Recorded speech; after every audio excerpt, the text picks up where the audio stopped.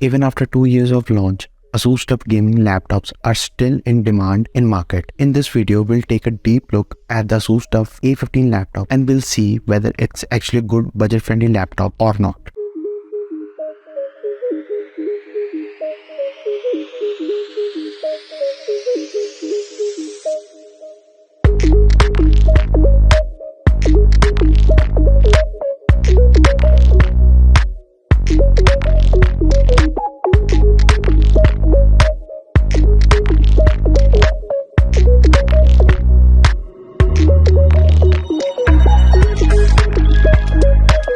Starting with the price, it's available on both online and offline stores for around 60k. Starting with the design, it's a gaming laptop and its design is saying this loud and clear. The material used is plastic but comes with military grade toughness, and Asus claims that it can bear drop, shake, extreme heat, cold and humidity. Obviously, I won't go for a drop or shake test, but I have been using the laptop when it was super hot in India, but extreme heat did not affect the laptop at all when playing games, and now it's getting colder here. That is also not affecting the laptop in any way, so I think it's fair to say it's tough with no doubt. If we talk about the hinges and the wobble on the display, it has been taken care of, so there's nothing to worry on that part. The Asus mirror finish logo also gives the laptop a unique and premium finish. The whole laptop weighs around 2.3 kg and the laptop can be opened with one hand as the bottom is pretty heavy. We have got these exhausts just below the display and on the right as well for air exhaust. Then we are getting the dual fan setup at the bottom. Now if we talk about these fans are playing an important role in the performance we are getting on this laptop, because we all know heat degrades laptop health and performance, but this cooling mechanism is allowing the laptop to maintain optimum temperature levels and stop performance degradation. If we talk about the fan sounds, that's pretty good in silent and performance mode, but when the laptop is in turbo mode or the resource use is at max, then the fan sound will be loud. Coming to the ports, on the left side there is charging port, RJ45 port, next to the HDMI 2.0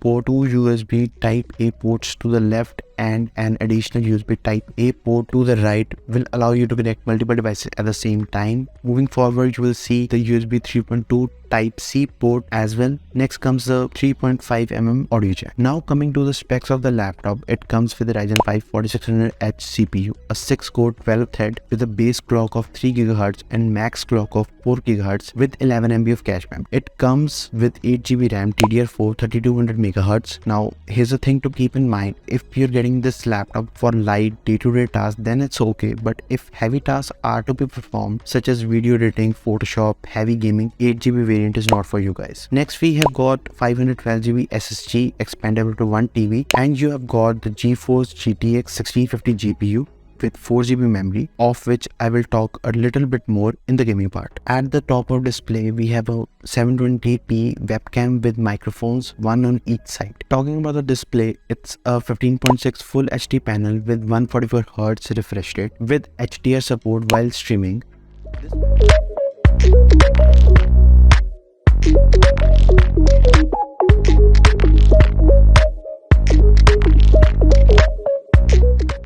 This panel gives a pretty good viewing experience for watching movies. This 144 display comes with adaptive sync technology that will automatically sync the display refresh rate with the GPU frame rate to reduce lag, stutters and visual tearings for a smooth immersive gaming experience. Now if we talk about the bottom firing speakers, the sound quality is good but it should be loud. Loudness of the speakers is average. If you're in a noisy environment, you will need a speaker or earbuds to hear media.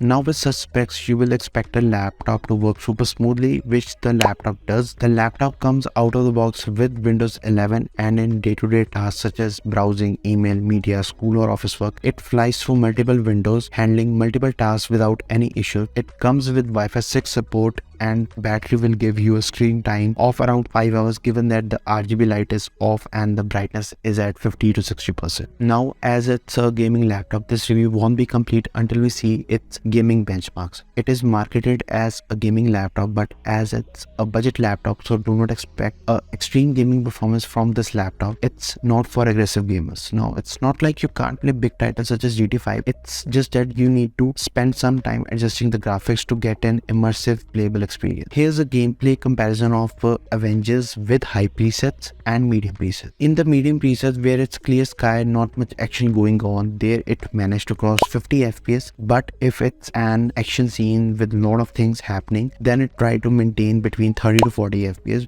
Given it's a budget laptop, the experience was playable. But in the high presets, I was like, why are they even calling it a gaming laptop? Under normal conditions, like no fight going on, flying in the sky, even then it was hardly able to cross just 40 FPS. But if it's a fight scene, it dropped below 30 FPS and it was totally a terrible experience. To cut the long thing short, lower the graphics, higher is the FPS, higher the graphics, lower is the FPS. To get a playable experience, you need to compromise on graphics. Now it's simply because of the GTX 1650 GPU, which in my opinion is not for hardcore gamers. I would say if you want an ultimate gaming experience, go for a higher GTX variant or an RTX variant. So that's from my side. Catch you in the next one.